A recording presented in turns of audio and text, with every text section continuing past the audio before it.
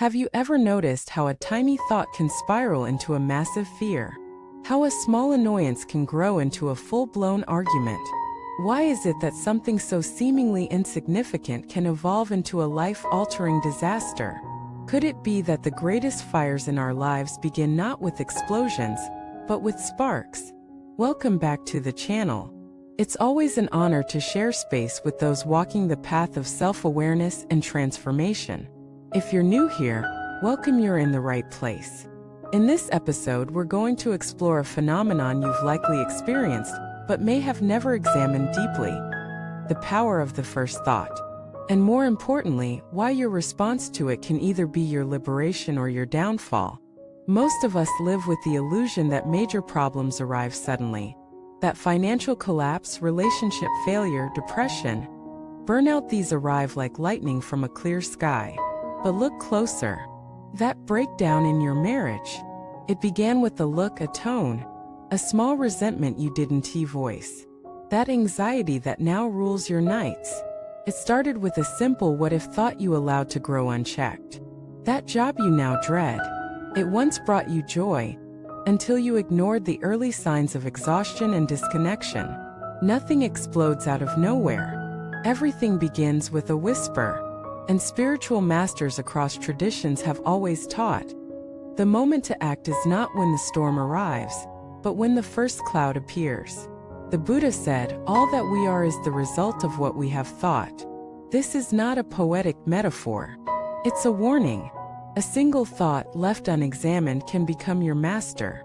Hear us how it works. You have a passing thought. What if I'm not good enough? Feels small, insignificant. But you don't challenge it. You don't meet it with awareness.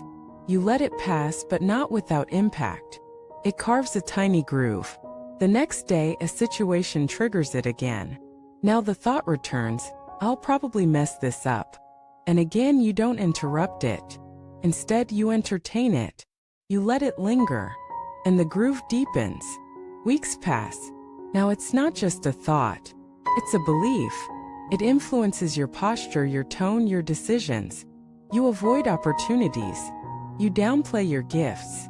You sabotage your potential. And one day you find yourself stuck. Not because of fate, not because of others, but because you didn't confront the original thought when it first appeared. This is how the mind works. It's always planting seeds. And your attention is the water. What you give energy to grows. What you observe but do not feed fades. So the question is not, how do I stop all negative thoughts? The question is, how quickly do I notice them? And once I notice them, do I react from habit or respond with awareness? The first thought is everything. It's the fork in the road. It determines whether you're heading toward expansion or contraction, peace or panic, truth or illusion. Think of anger. It never begins with shouting. It begins with a single flash of irritation. If you catch it there, with breath and presence, it dissolves. If you feed it, justify it, rehearse it, relive it, it grows into a story, then a grudge, then a wall. And eventually, you don't even remember the trigger. You just live in the armor you built to protect a wound that no longer exists. This is the tragedy of unconscious living.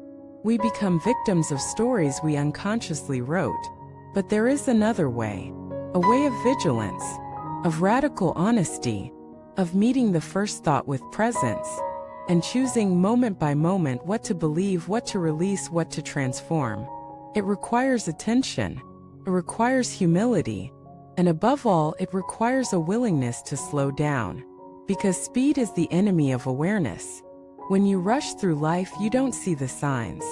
You don't hear the inner whispers. You only wake up when the crash is too loud to ignore. But the wise practitioner listens early. They sense when something feels off even slightly. They pause. They investigate. They inquire. Where did that thought come from? What part of me is speaking? Is this love or fear? Is this truth or conditioning? And in doing so, they dissolve the storm before it forms. This isn't just spiritual poetry. It's practical mastery, because every moment is a doorway, a chance to pivot, a chance to return to clarity. You don't have to be perfect. You just have to be present. And presence always begins with awareness of the first thought. This applies to every aspect of life. In relationships, catch the resentment before it becomes withdrawal. In health, catch the fatigue before it becomes collapse. In work, catch the doubt before it becomes paralysis. In your inner world, catch the craving before it becomes obsession. These moments are small, but they are sacred. They are the crossroads between suffering and peace. And the more you honor them, the more power you reclaim. This is the essence of mindfulness, not hours of meditation, but the precision of attention applied to daily life. It's in the moment you feel envy and ask, what lack am I projecting? It's in the moment you feel fear and ask, what story am I believing? It's in the moment you feel judgment and ask, what pain in me is being triggered? These are the micro-meditations that shape your destiny, and they all begin with noticing. Noticing the first spark before it becomes a blaze. Noticing the first drop before it becomes a flood. And choosing not from fear but from freedom. This is true spiritual practice.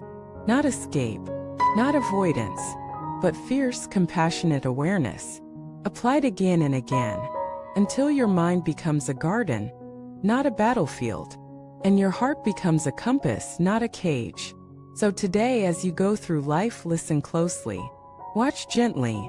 The next time a thought arises, ask, is this mine to follow? And remember, you are not the thought. You are the space in which it arises. You are not the wave.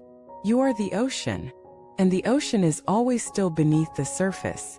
Thank you for watching this video. If this message helped you see yourself and your thoughts with greater clarity, leave a comment and let us know. Subscribe for more deep dives into the mind and heart. And like this video so it can reach others walking this same path. May you meet every thought with presence, and may your awareness become your greatest protection.